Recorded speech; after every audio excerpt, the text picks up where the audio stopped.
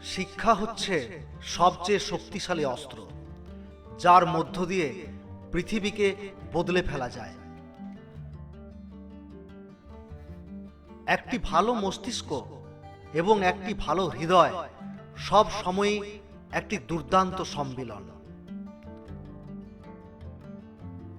যদি কেউ ঘৃণা করতে শেখে, তাহলে সে ভালোবাসা শিখে নিতে পারে। ঘৃণা নয়, মানব হৃদয়ে স্বাভাবিকভাবে ভালোবাসার জন্ম হয়। ঘৃণা নিয়ে কেউ জন্মগ্রহণ করে না।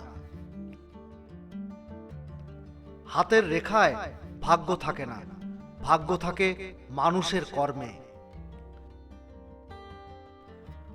তোমার কাজে যেন তোমার ভয়গুলোর বদলে তোমার আশাগুলো প্রকাশ পায়।